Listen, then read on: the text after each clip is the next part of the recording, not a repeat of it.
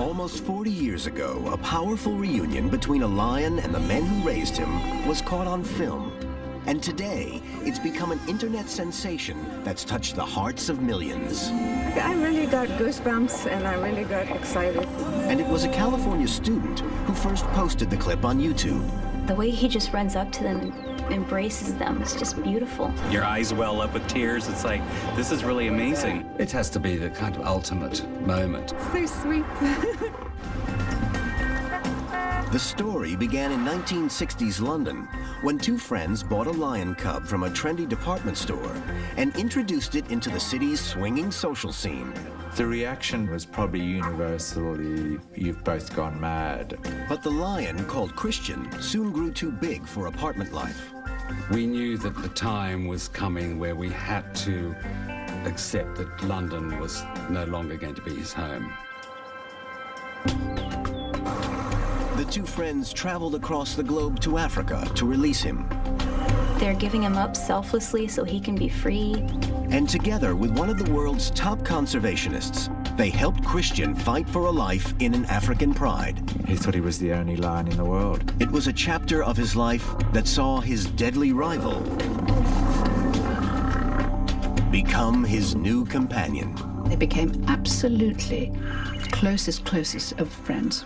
But even with his new African life, the bond between the men and the lion could not be broken. It was really quite sort of euphoric. He was just so excited. Millions have seen the touching reunion on the internet, but few know the incredible true story that led up to this now famous scene.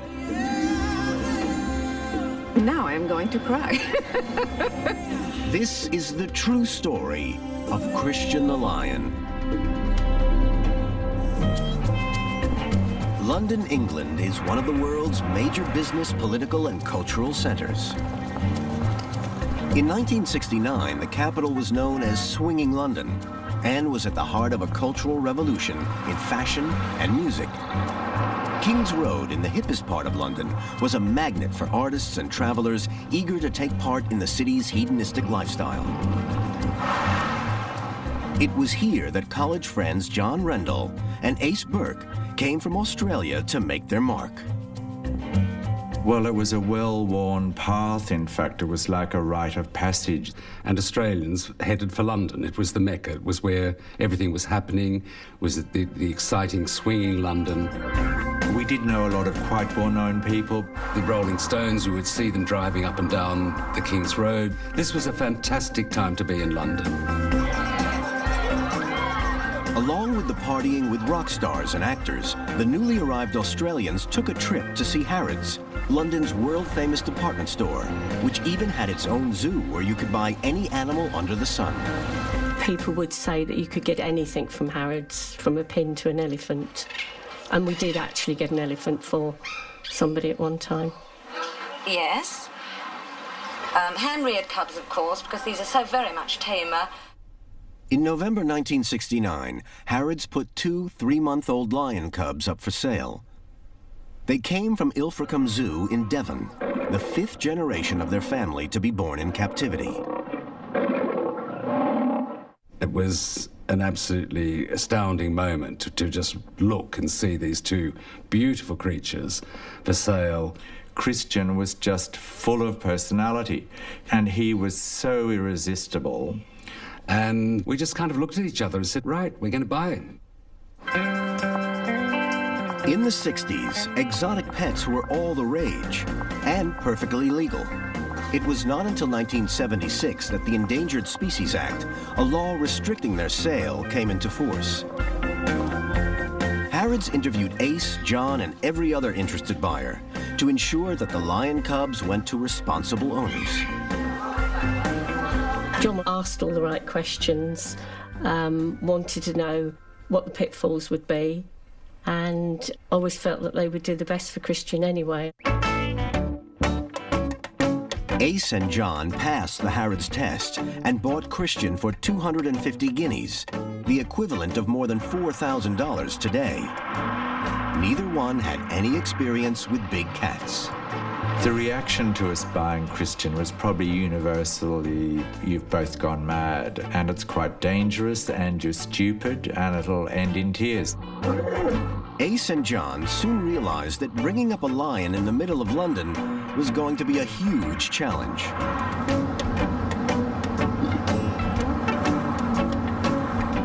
Their first problem was where to keep their boisterous new pet.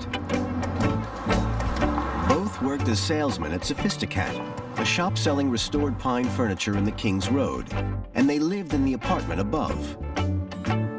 They persuaded the owners to let Christian have the run of the shop's large basement. There was some furniture stored down there that was going to be restored, and so that he could climb on and hide under or creep around and play hide and seek. He loved toys, but he'd shred a teddy bear in 2 seconds flat. He loved waste paper baskets, and you could chew it, shred it, wear it on your head. But the cleaning lady who came to the apartment had Christian's favorite toys. He thought she was there just as a kind of cabaret, because she had dusters and mops and vacuum cleaners and things. So he would put his paws on the front of the carpet sweeper and we'd play push-pull, and then he'd steal my dusters and stuff like that. We had great fun. She wasn't frightened of him at all. I mean, not in the slightest. And of course my children used to go back to school and say, don't mess with us because our mom looks after a lion. As Christian grew bigger, so did the challenges of raising an African lion in a city. At 6 months old, he was already devouring 7 pounds of meat a day and was proving to be very expensive. Friends and admirers rallied round to help satisfy Christian's growing appetite.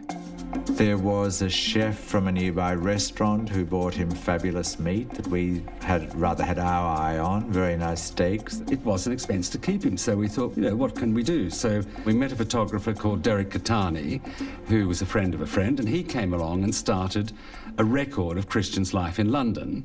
And so I said, well, let's get together a couple of feature ideas. And I said, well, Easter's coming up now. Let's think about something to do with Easter and Easter chicks. It was an amazing situation because we thought that a great big paw was going to come down on this poor little chick, None of it. He was so gentle. I think we got £30 for the photograph, which was very good. So Christian was helping to pay for his hefty meat bill. But there was another problem. The growing cub needed serious outdoor exercise. But where in London would you find a safe place for a lion to run?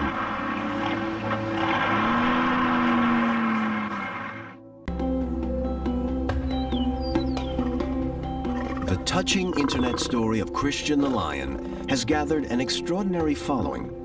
But the YouTube clip is only a glimpse of the amazing journey of 2 men and their lion.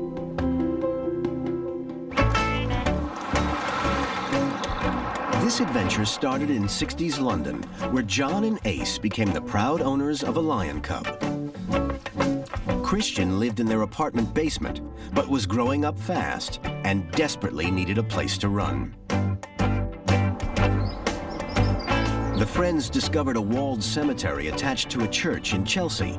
They thought the open space would make the perfect exercise enclosure for Christian. Ace and John managed to persuade Reverend Williamson, the church minister, to let them exercise Christian in his cemetery. My father had a wicked sense of humour of having a lion exercising over graveyards of Christians. On the other hand, he was also a great naturalist, and he would have recognised a real need to let the lion have some freedom rather than being cooped up in a shop or a house.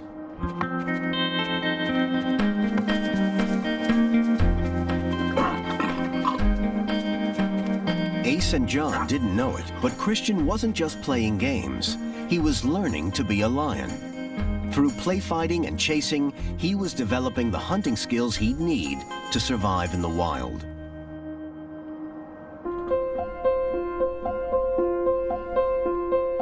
Christian's lion instincts were surfacing. But after 4 months of constant attention from Ace and John, he had clearly formed a strong bond with them. He was dependent on us, but he loved us back as well. We were the closest things to him. But Christian had such a personality that he was sort of another person in their lives, wasn't he? He would always leap in, put his arms around them. They would put their arms around him. It was just like having a child, and it was like John and Ace were his parents. He just adored them. It's where he looked at them. You can see the love in his eyes.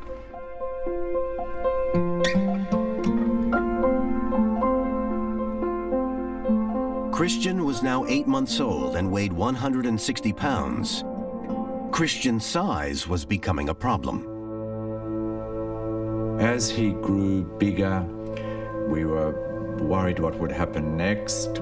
He was really capable of inflicting real damage. Once, I think I'd been out for the evening and I called him and he ran up the stairs to put his hands on my shoulders like he does, and he slipped on the top step and put his claws out and ripped my whole dress off the front of me. My beaver dress, my best beaver dress. It was becoming clear to Ace and John that their pet was growing to be a predator at the top of the food chain. One day he found a fur belt had dropped off some customer's coat in the shop, and he picked it up, and I went to pull it away from him. And for the first time he flattened his ears and snarled in a very, very nasty way, signaling very clearly, "I'm having this, don't try and take it away from me." Christian's size was also putting his exercise regime in peril. Towards the end, as Christian got larger, I think my father felt a little bit uncomfortable, the larger the lion got, how long this could continue for, and suggested that it might have to stop. So we knew that the time was coming where we had to accept that London was no longer going to be his home. Christian needed a new home, but Ace and John refused to consider putting Christian in a circus or zoo. They didn't want him living in captivity, like his parents. We just knew that we couldn't betray him by putting him in a zoo. We thought, we've got to find something. What was it going to be? We didn't know.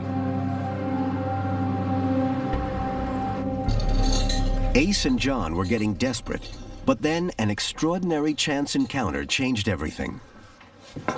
English film stars Bill Travers and Virginia McKenna visited the Kings Road furniture shop and came face to face with Christian. Ace and John saw an opportunity. When they met us, I think they thought, what about, is there a chance here? Because they said to Bill, do you think you could help us to get Christian, you know, a better future? And he said, would you agree to let Christian go back to the wild? Joy Adamson's well-known story of Life with the Lions has now been brought to the screen. It was chosen for the Royal Film performance in London. Travers and McKenna had starred in the 60s box office hit Born Free 4 years earlier. It told the true story of an orphan lion cub, Elsa, who was successfully released back into the wild. The experience turned the actors into passionate lion conservationists, and they were still in touch with the man whose work had inspired the film. George Adamson was a lion expert who hand-reared orphan cubs like Elsa, preparing them for life in the wild. It was controversial work. Some experts said the lions' familiarity with humans made them potential man-killers.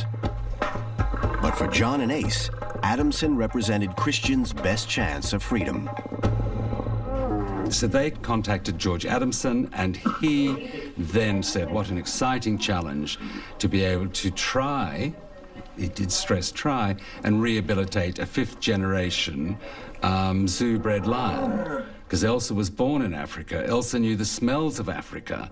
Elsa knew what a waterbuck looked like. Christian didn't. It was the perfect solution. We were just thrilled. Anything to avoid a safer, longer life in confinement, in cages. So we didn't hesitate for a moment. But there was a major stumbling block. They needed permission from the Kenyan government to import Christian. Negotiations would be complex and lengthy. The rapidly growing Christian needed somewhere bigger to live, and fast.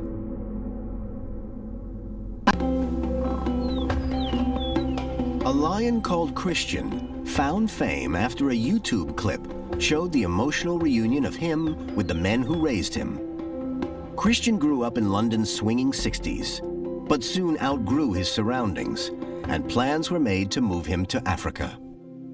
The negotiations to move Christian to Kenya could take months, but the lion was quickly outgrowing city life. Actors and passionate conservationists, Virginia McKenna and Bill Travers, offered a temporary solution: the run of their country estate 30 miles outside of London. It was marvellous when we first got there. You know, he jumped out and then just didn't take off, but just him walking without us guiding him, trying to lead him or control him. Scared by the scarecrow in their garden. And again, he didn't run off. He just would go ahead and investigate and then come back to us for reassurance.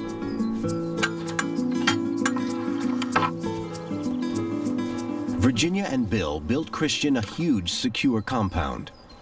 It was the closest he had ever been to the wild. Christian, he was obviously delighted when he moved to the country. You know, it was a different environment, and he loved his space there.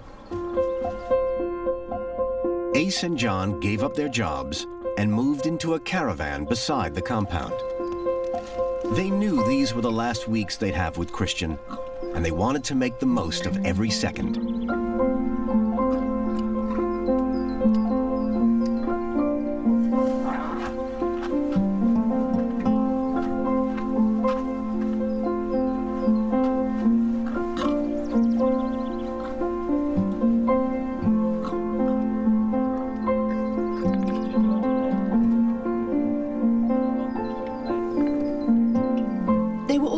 Think of ways to keep him interested. That was to stimulate him, you know, so he didn't get fed up and bored. We took him very early one morning to go to West Wittering and run on the beach with balloons.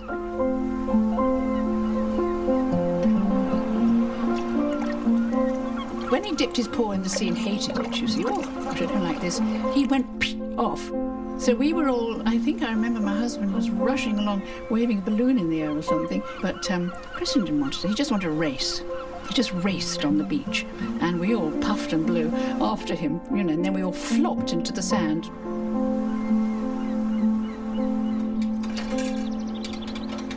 "4 weeks after Christian's move to the country, there was still no word from the Kenyan government. And the delay meant that the 9-month-old Christian was outgrowing his compound. He occasionally tried to climb the wire, so we did in fact build like an overhang to just ensure he wouldn't get out. The situation would only get worse as Christian got bigger. And Ace and John were starting to worry that the Kenyans were going to refuse to let Christian into their country. We did get scared that it could all fall through, so we got quite worried.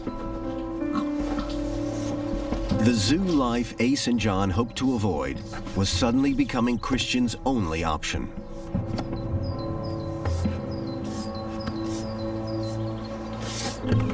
But then, after 3 months of negotiations, good news. The Kenyan government approved the transport of Christian the lion from London to Africa. Legendary wildlife conservationist George Adamson offered Christian a place at his reserve in Kenya. The young lion was on his way to Africa. We get him out to Heathrow. We gave him a very mild sedative, which was recommended by various vets and London Zoo.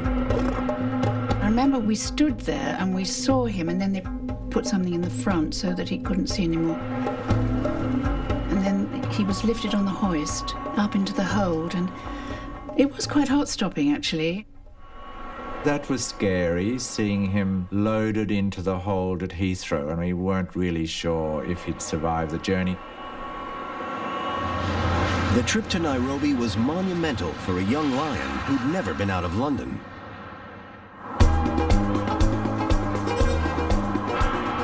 It was 15 hours before Bill Travers, Ace, and John arrived in Africa and were reunited with Christian. And it was just a huge relief to see him at the other end.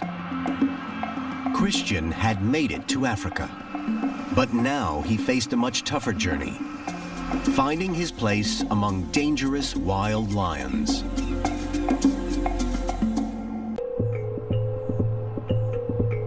The powerful reunion between John Rendell, Ace Burke, and their lion in Africa was posted on the internet and reached millions of viewers. The London lion had made it safely to Africa. Christian's survival in the wild was now in the hands of one man, George Adamson. He was smaller than we imagined and quite dapper, in quite a crisp sort of safari suit. This unassuming gentleman was a revered, if controversial, figure in Kenya, where his practice of training domesticated lions to return to the wild was seen by some as risky to humans. George was taking Christian to Kora Nature Reserve in a deserted part of the country. There, he hoped to establish a new lion pride with Christian at its heart. We were driving up, Christian was in the back, and I knew he wanted to go to the loo. So I said, look, Mr. Adamson, please, we've got to stop. And George said, look, we're in the middle of nowhere. If he runs off, he said, we'll never catch him. We very, very confidently said, no, he won't run off. Christian got out, went to the loo, and I said, OK, come on, back you get. So he just jumped straight back into the Land Rover. And in fact, George was very impressed. George said, well, that's quite remarkable. I think he's going to be fine, and you can call me George. So I turned around to Christian and said, yes, yes, we'll be all right. After traveling more than 200 miles, Ace, John, and Christian arrive at Kora Nature Reserve, Christian's new home in the wild. It must have been extraordinary for Christian to suddenly find himself in such a totally alien environment.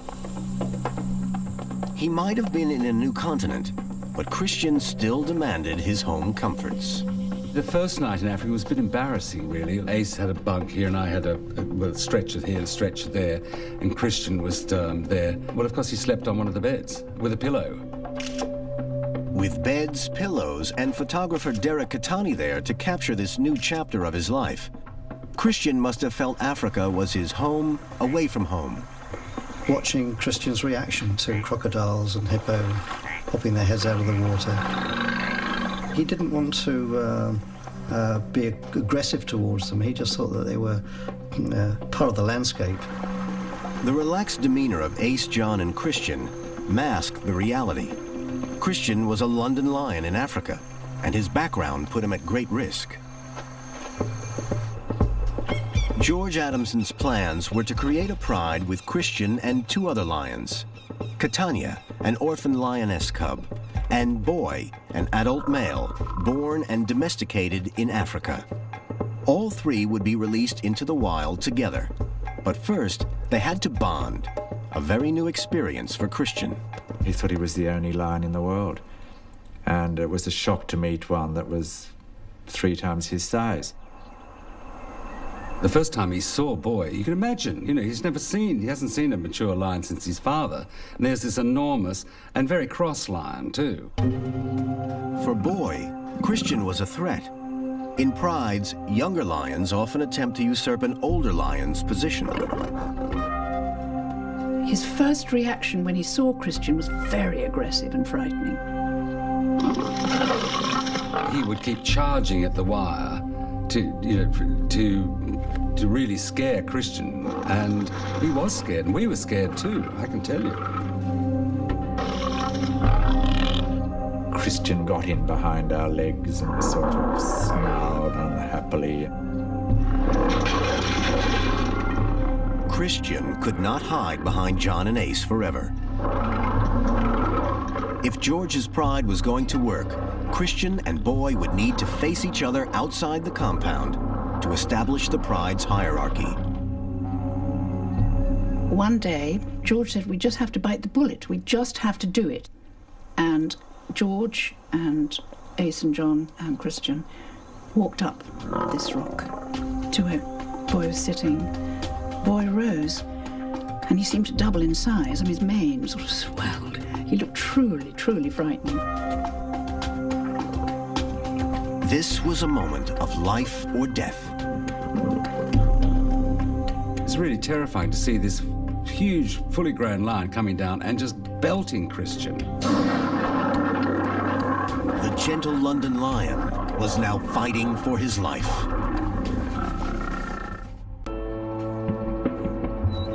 Christian the Lion became an internet sensation, and his story attracted millions of hits. Now the London Lion is in Kenya and about to come nose to nose with Boy, a 400-pound adult male lion. It's a critical test for Christian and his first chance to be accepted into an African pride. In the quickness of the movements, we thought he could be killed.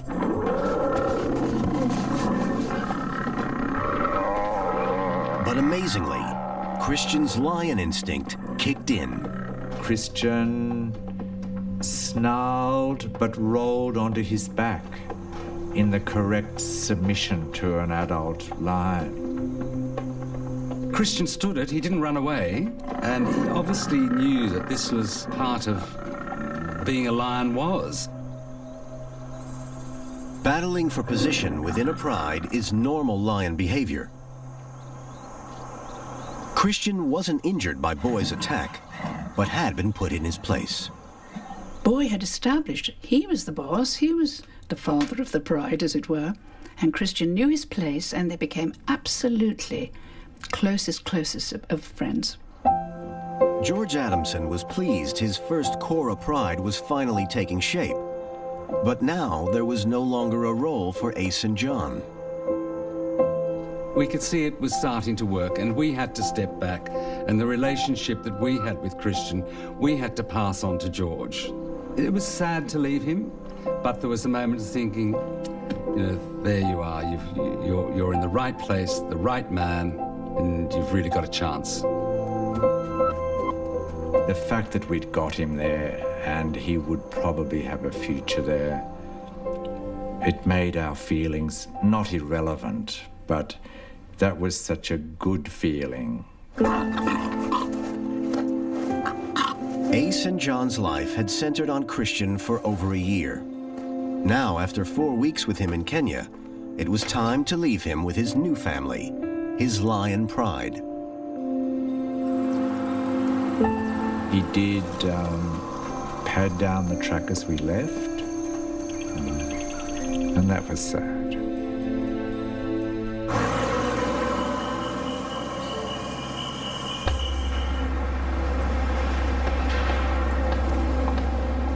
Returning to London without Christian was difficult for John and Ace, but George Adamson sent through regular bulletins on Christian's progress.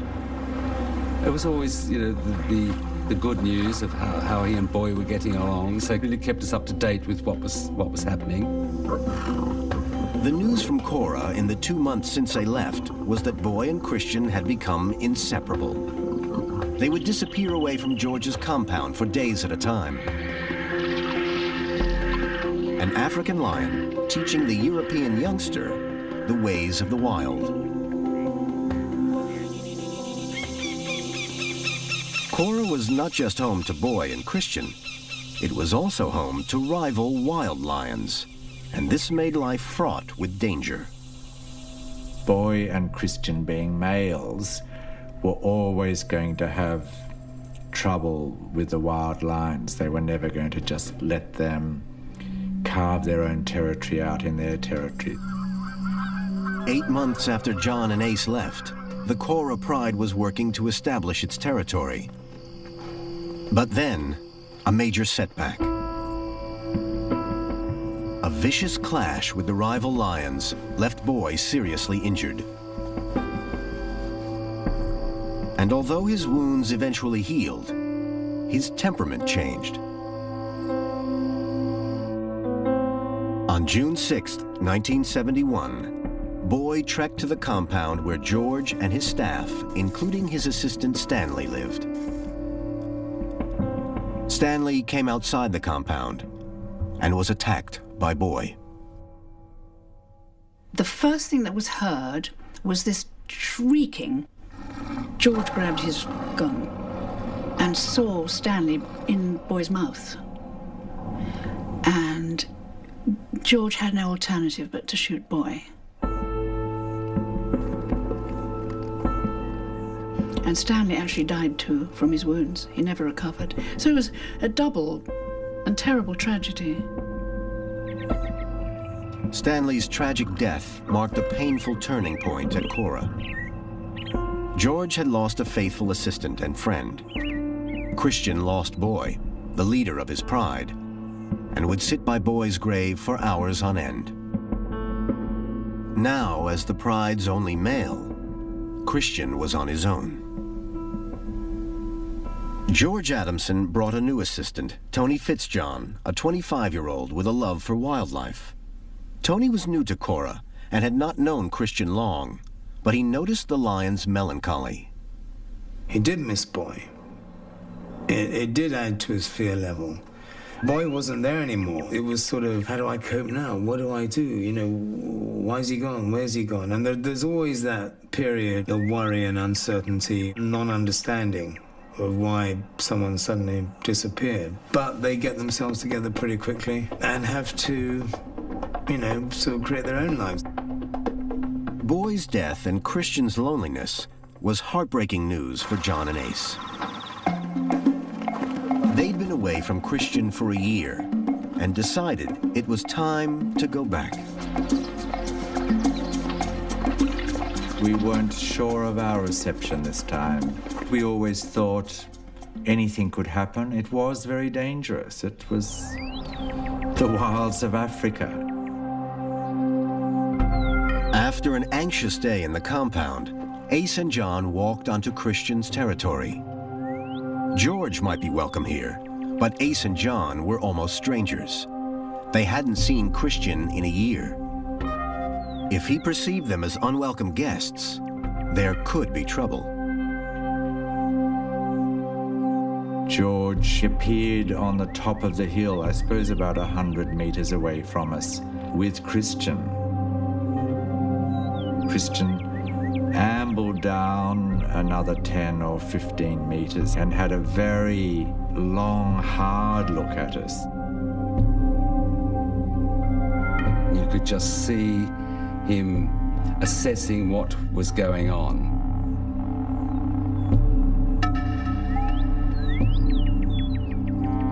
He kept walking slowly, slowly down towards us. And I think that was the point where we actually couldn't bear it any longer and actually called out his name.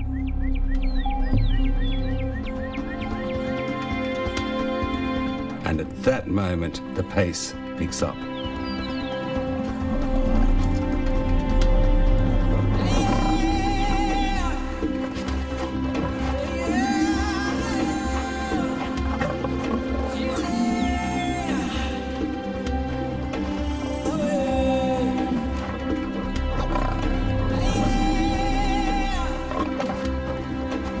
And he was just so excited. And of course we were. I mean, imagine how excited we were.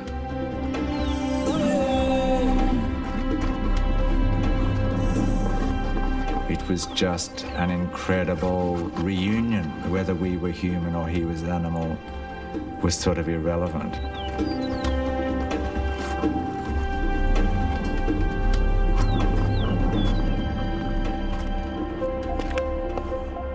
Christian's acceptance of John and Ace was mirrored by the lionesses. They were brought to Cora 3 months earlier to develop the pride. They too welcomed the newcomers. Suddenly, we were aware that those 2 lionesses were with us as well, and they were greeting us and pushing and shoving. We had these lions we didn't know milling around us, Christian jumping up on us, George beaming. It was really quite sort of euphoric. It's actually quite hard to find the words for it. Everyone, lions, humans, all felt we'd shared something very, very special. So it was very emotional for all of us, and we knew we'd been part of or witnessed something quite extraordinary. Christian's London family relaxed with his African family, the Lionesses, and an orphan cub. Ace and John were confident that Christian had found his home in Africa.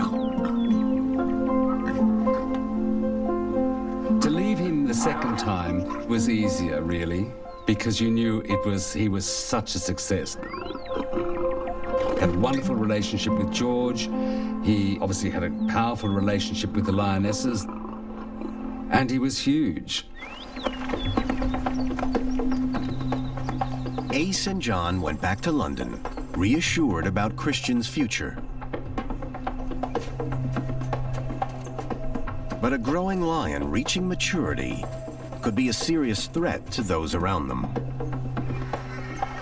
George told us adolescence was the most dangerous time for lions. That's when he was most wary of them.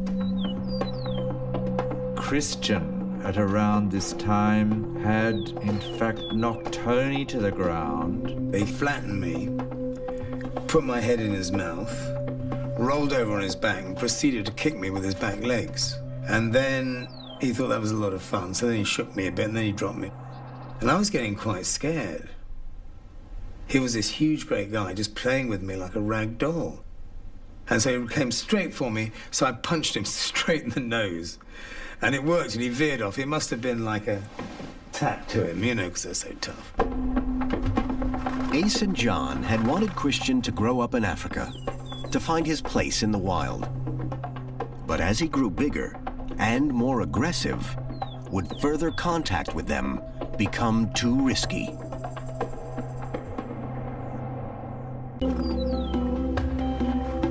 Ace and John's extraordinary reunion with their lion Christian in 1971 has become a YouTube phenomenon. But a year after that now famous scene, the two friends made the journey back to Kenya, hoping to see Christian again. George had been keeping us up to date with what was happening, and that he'd been disappearing for months on end, and was obviously looking to establish his own territory further away from Cora. George warned us that he mightn't even come to camp. We still thought it was worthwhile going, just in case we did see him.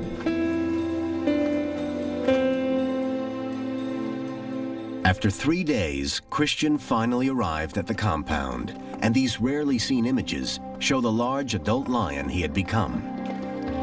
This time, he was very different from the year before. He had matured considerably. He was much, much bigger. He was much more, I'm grown up now. He was so incredibly handsome, incredibly lovely. All lions loved him, all humans loved him. He was extraordinary. He lost none of his charisma.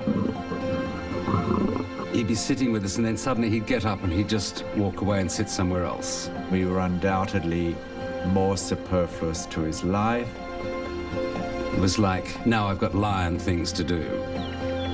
Christian might be a proud 500-pound lion, but he hadn't forgotten all of his playful London ways. The very last night we had with Christian really was enormous fun. Everyone was so relaxed and laughing, and he was just happy to be around him. We were all smoking cigarettes in those days and drinking. So, of course, we all were up all night laughing and joking, and Christian being silly. Sitting on us, on the table, totally disrupting us. And the next day he goes back up to the Lionesses. Christian, of course, being up all night, was kind of obviously, he had a night out with the boys. Kind of just turned around and went, oh, wallop, and just collapsed.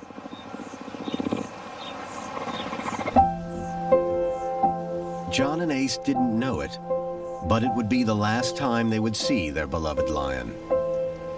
We went up to see him that night, and he'd gone. You think you will be back, you will hear news. it'll be a continuing story. And in fact, it was the last time. He'd gone. He wasn't going to come back. John and Ace never saw Christian again. He was no longer dependent on any of us. And that was the most wonderful success. He'd done it. We just hoped that he'd found his own territory, had his own cubs, had his own pride, and had a marvellous, normal, natural life. Christian, the London-born lion, was given the extraordinary opportunity to live wild in Africa.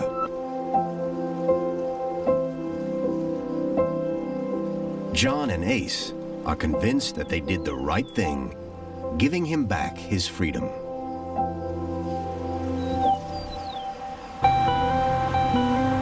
But it was the first posting of their reunion clip without music or subtitles by a California student in 2006 that turned their story into an international phenomenon.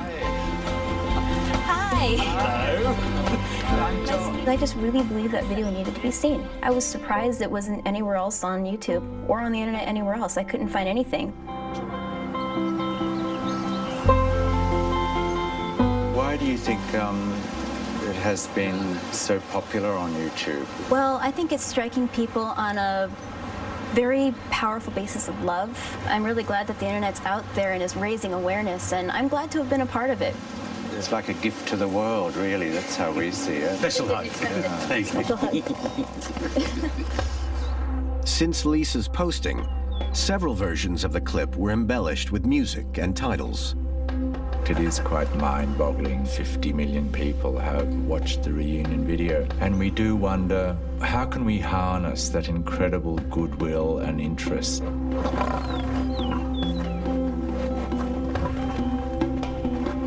People have been touched by this.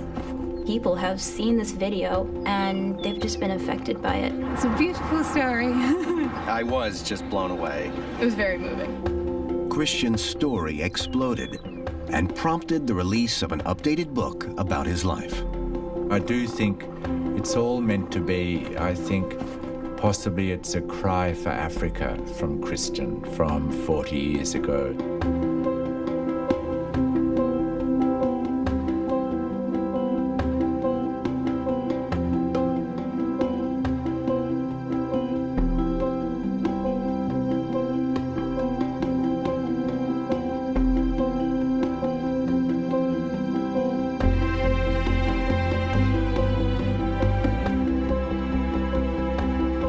Raise awareness of conservation and the need to protect endangered species. What a fantastic legacy he's left.